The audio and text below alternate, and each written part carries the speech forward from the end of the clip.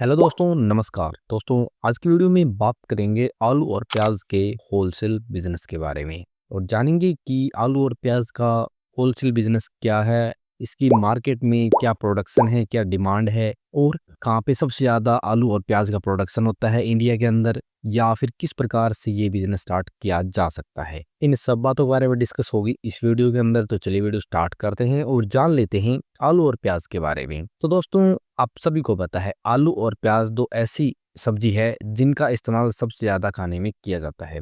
प्याज के बगैर कोई सब्जी नहीं बनती और आलू एक ऐसी सब्जी है जिसको सबसे ज्यादा इस्तेमाल में लिया जाता है और साल के 12 महीने दोनों सब्जी का इस्तेमाल किया जाता है और साल के 12 महीने ये सभी सब्जियां आराम से मिल भी जाती है क्योंकि सभी को पता है इनकी डिमांड इतनी ज्यादा है, मार्केट में इनका इस्तेमाल ज्यादा किया जाता है। इसलिए इंडिया के अंदर बहुत बड़े लेवल पर इनका प्रोडक्शन भी होता है। यदि प्याज के प्रोडक्शन की बात करें तो इंडिया के अंदर लगभग 30 से 35 मिलियन टन प्याज हर साल उगाया जाता है और आलू की बात करें तो लगभग 60 मिलियन टन आलू हर साल इंडिया के अंदर उगाया जाता है।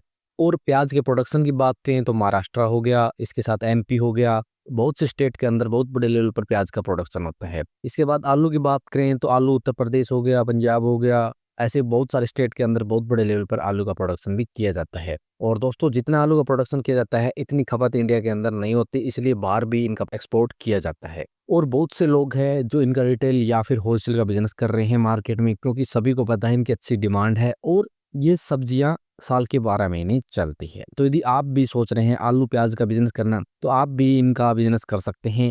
मार्केट में आपको सीजन के टाइम सस्ते रेट में आलू खरीदना पड़ेगा, सस्ते रेट में आपको प्याज खरीदना पड़ेगा, फिर स्टोरेज करके आप होलसेल में उन्हें सप्लाई कर सकते हैं। लेकिन सबसे पहला क्वेश्चन आता है, यदि आप आलू और प्याज का होलसेल का बिजनेस करना चाहते हैं तो आपको इसके लिए किस किस चीज की रिक्वायरमेंट होने वाली है। रिक्वायरमेंट की बात करें तो दोस्तों, आलू और प्याज के बिजनेस में सबसे बड़ी रिक्वायरमेंट होती है इन्वेस्टमेंट की। आपके पास इन्वेस्टमेंट कितनी है, क्योंकि आप सभी को पता है इन्वेस्टमेंट के बगैर कुछ नहीं किया जा सकता, इसलिए आपके पास एक बजट भी होना चाहिए। नेक्स्ट, आपको स्टोरेज चाहिए आलू के लिए भी और प्याज के लिए भी, क्योंकि यदि आप सीजन के टाइम आलू खरीदेंगे और सीजन के टाइम ही आप प्याज खरीदेंगे तो आपको उनको स्टोर में भी डालना पड़ेगा, तो आपको स्टोरेज की भी अच्छी खासी रिक्वायरमेंट होने वाली है। नेक्स्ट, आपके पास व्हीकल होने चाहिए, क्योंकि जब आप किसानों से खरीदेंगे तो या तो आप रेंट पे गाड़ियां लेंगे या फिर आपके पास खुद की है तो आपको चाहिए। नेक्स्ट, आपके पास अपना जीएसटी नंबर, रजिस्ट्रेशन नंबर, ये सब चीज डॉक्यूमेंट होने चाहिए। ये सभी चीजें हैं, आपको इसकी नॉलेज है तो आप इस बिजनेस को देख सकते हैं।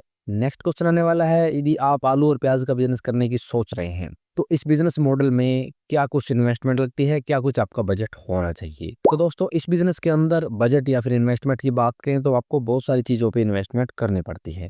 सबसे पहले तो दोस्तों, आपको आलू और प्याज खरीदने पर ही इन्वेस्टमेंट करनी पड़ेगी, यानी इनिशियल स्टॉक आप कितने टन का डाल रही हैं, क्योंकि जब आप स्टोरेज के अंदर अपना आलू और प्याज डालेंगे तो मैट्रिक टन में डलता है, तो आपको बड़े लेवल पर ये खरीदना पड़ेगा। उसके बाद दोस्तों, आपको इन्वेस्टमेंट करनी पड़ेगी व्हीकल के ऊपर। वे दोस्तों, यदि आपके पास इन्वेस्टमेंट नहीं है तो आप रेंट पे भी ले सकते हैं। उसके बाद आपको डॉक्यूमेंटेशन तैयार करवाने हैं तो थोड़ा मोटा खर्चा वहाँ करना पड़ सकता है। तो इसके अंदर आपके ऊपर डिपेंड है, आप 5 लाख रुपए लगाना चाहते हैं, आप 10 लाख रुपए लगाना चाहते हैं। आपके पास अच्छी इन्वेस्टमेंट है और आप बड़े लेवल पर बिजनेस करना चाहते हैं, आप 15 से 20 लाख रुपए लगा के बिजनेस सेटअप कर सकते हैं। और यदि आपको नॉलेज नहीं है और स्टार्टिंग में आप इस बिजनेस में आना चाहते हैं तो आप छोटी सी इन्वेस्टमेंट में नॉलेज के साथ ही बिजनेस सेटअप करें, यानी थोड़ा माल आप खरीदें और थोड़ा ही आगे सप्लाई करें। और जब आपको इसकी नॉलेज हो जाए तो आप इस बिजनेस को आगे भी बढ़ा सकते हैं, क्योंकि दोस्तों इसमें ना तो आपको खुद की स्टोरेज बनाने की रिक्वायरमेंट, ना गाड़ियां खरीदने की रिक्वायरमेंट। आप रेंट पे स्टोरेज ले सकते हैं, आप रेंट पे ही गाड़ियां ले सकते हैं। आपके पास जिम में पैसा है और आपको नॉलेज है तो आप किसानों से डायरेक्ट आलू खरीदिए, प्याज खरीदिए, उनको स्टोर के अंदर डलवाइए, फिर उन्हें आगे होलसेल में सप्लाई कर दीजिए। ये इस ट्रेडिंग का आपका काम होगा। यदि आपको खुद का बिजनेस करना है तो आप अपने खुद के स्टोरेज भी बना सकते हैं, वहां दोस्तों आपको बड़ी इन्वेस्टमेंट की रिक्वायरमेंट होती है। तो आप स्टार्टिंग के अंदर ये कर सकते हैं कि आप सब कुछ रेंट पे लेके भी ये काम कर सकते हैं। नेक्स्ट क्वेश्चन आने वाला है, यदि आप आलू और प्याज का बिजनेस करना चाहते हैं तो आपको कहाँ से सस्ते रेट में आलू खरीदने हैं और कहाँ से आपको सस्ते रेट में प्याज मिलेगा। प्याज के प्रोडक्शन की बात करें तो महाराष्ट्र, एमपी, यहाँ पे बहुत बड़े लेवल पर आपको प्याज का प्रोडक्शन मिलेगा। राजस्थान में भी अच्छे लेवल पर प्याज का प्रोडक्शन होता है, आप वहां से भी गाड़ियां खरीद सकते हैं। डायरेक्ट आपको किसानों से कांटेक्ट करना है और वहीं से आपको माल खरीदना है। यदि आप सब्जी मंडी से खरीदेंगे तो आपको महंगा पड़ेगा और आपको महंगा ही सेल करना पड़ेगा, इसलिए डायरेक्ट आप किसानों से कॉन्टैक्ट करें, किसान आपको फिर प्याज देंगे, फिर आप उन्हें स्टोरेज में लगवा के वहाँ आगे होलसेल में सप्लाई कर सकते हैं। बात करें आलू की, तो आलू सबसे ज़्यादा इंडिया के अंदर यूपी के अंदर होता है, यानी उत्तर प्रदेश के अंदर होता है। तो वहाँ से दोस्तों आपको किसानों से कॉन्टैक्ट करना पड़ेगा और वहाँ से दोस्तों आपको सीजन के अंदर आलू मिल जाएगा। सीजन के अंदर ये दोनों चीज़ें मिलेगी, प्याज का सीजन अलग होता है, आलू का सीजन अलग होता है। तो आप सीजन पे ही खरीदें और स्टोरेज करके आगे सप्लाई कर सकते हैं।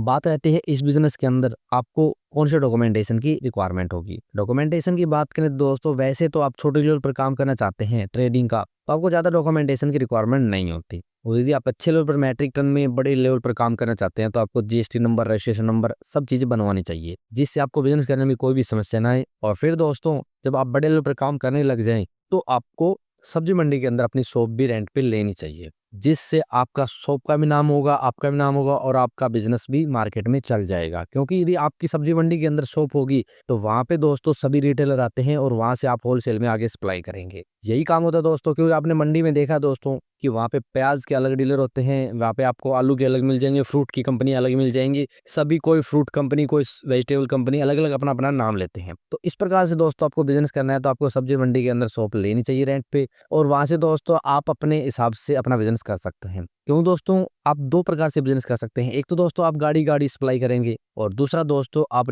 होलसेल में छोटे लेवल पे भी सप्लाई कर सकते हैं, यदि आपके पास खुद की शॉप है सब्जी मंडी के अंदर। क्योंकि जो भी रिटेलर होगा, कोई दुकानदार होगा, तो वो सब्जी मंडी से ही होलसेल में खरीदेगा और आगे रिटेल में सप्लाई करेगा। तो आपको ये काम ज़रूर करना है कि आपकी सब्जी मंडी आस-पास कोई भी सिटी के अंदर लगती है, तो वहाँ आपको एक शॉप रेंट पे ले लेनी है और अपना जीएसटी नंबर, रजिस्ट्रेशन नंबर बनवा लेना है और आप उस पे अपनी मार्केटिंग कर सकते हैं। और वहाँ से दोस्तों आप सुबह सुबह के टाइम ही सभी आपको रिटेलर मिलेंगे और वहाँ पे सप्लाई कर सकते हैं। तो इस प्रकार से दोस्तों ये बिज़नेस मॉडल होता है और इस प्रकार से काम करता है। क्योंकि जब किसानों से आप आलू खरीदेंगे, स्टोरेज लगवा देंगे, तो डायरेक्ट आप सप्लाई नहीं कर सकते आगे रिटेल को इतना ज़्यादा माल। इसलिए आपको थोड़ा-थोड़ा माल सप्लाई करना पड़ेगा। तो थोड़ा-थोड़ा माल सप्लाई करने के लिए आपको शॉप की रिक्वायरमेंट होगी और वहीं से आप होलसेल करेंगे। तो इस प्रकार से दोस्तों ये बिज़नेस मॉडल काम करेगा। प्रॉफ़िट की बात करें तो वो अलग-अलग होता है दोस्तों प्रॉफ़िट। और बात करें दोस्तों प्रॉफ़िट की, तो वो दोस्तों आपको तब पता चलेगा जब आप किसानों से खरीदेंगे, किस रेट में आपको मिला है और किस रेट में आप सेल कर रहे हैं। मार्केट रेट के ऊपर चलता है सब कुछ, क्योंकि दोस्तों सब्जी मंडी का आपको पता है कितने रुपए मार्जिन पे काम करते हैं वो, उसी प्रकार से दोस्तों आपका प्रॉफिट होगा। तो इसलिए दोस्तों आपको सब्जी मंडी से पता करना पड़ेगा, इस बारे में आपको नॉलेज मिल जाएगी दोस्तों। आप अपने आस-पास के सब्जी मंडी के अंदर जाएँगे तो किस प्रकार से वे काम करते हैं। वहाँ से दोस्तों नॉलेज लेके और ट्रेनिंग लेके ही आप ये काम कर सकते हैं। तो यदि आपका इसके बारे में कोई भी सवाल या फिर क्वेरी है, तो आप कमेंट से कमेंट कर सकते हैं। तो मिलते हैं नेक्स्ट वीडियो में, तब तक के लिए जय भारत, जय हिंद।